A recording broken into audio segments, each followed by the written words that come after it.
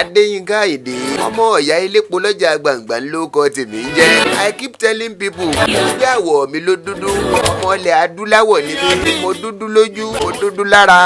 síbẹ̀ ń wò dúdú làákàyè ọlọ́wọ́ ọba mi ló kùn mí báyìí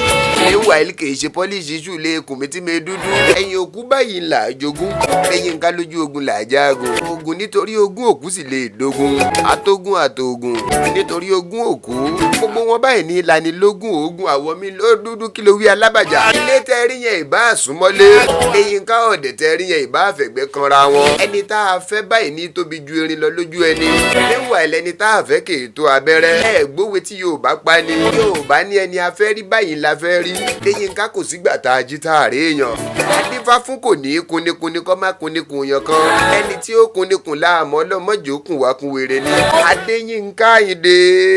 ọmọ ọ̀yá ilépo lọ́jà gbàngbà ńlọ́kọ tèmi ń jẹ́ akérèfínú ṣọgbọ́n tí rèlú àwọn ọlọ́gbọ́n lọ́sọdẹ ọpọlọ ẹ̀gbọ́n lónìí mo taragbá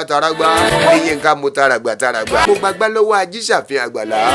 àṣegbangba lálágbàlá sùn tó gbégbá dání mo tún gbagbá lọ́wọ́ alágbàlá ọ̀rọ̀ dìkanra àti gbá àti gbà tí mo gbà lọ́wọ́ alágbàlá àtàjíṣàfihàn àgbàlá gbogbo ẹ̀ mo kó wá fẹ́ yan adéfẹ́ ti wá lórí ìkànnì lónìí pé kẹ́ ẹ mọ́ fi ló gbà ẹ gbọ́ ayé la bóṣì kọ́ lọ́ mọ́ fi ta kó wá gbọ́ ìyá nìyà kọ́ lọ́ mọ́ fi jẹ kó wá ìyá báyìí ní ìyá kọ́ lọ́ mọ́ pati kó wá lẹ́ni ọba ṣì ní ìyá láyé ẹ̀yà àṣà mi ń jaburata jẹ mọ́ gbogbo ohun tó bá ti lékè irun orí pátá láyé artificial ni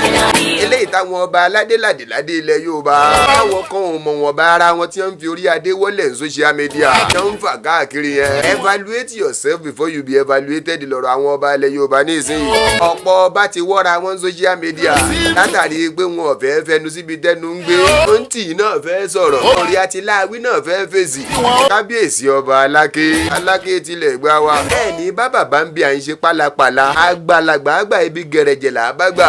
àgbàlagbà kan èsì ìṣeré kí lọ́ba ìwá bàmí Alake mo gbé fún inú gbogbo ọba ilẹ̀ Yorùbá gbé sókè.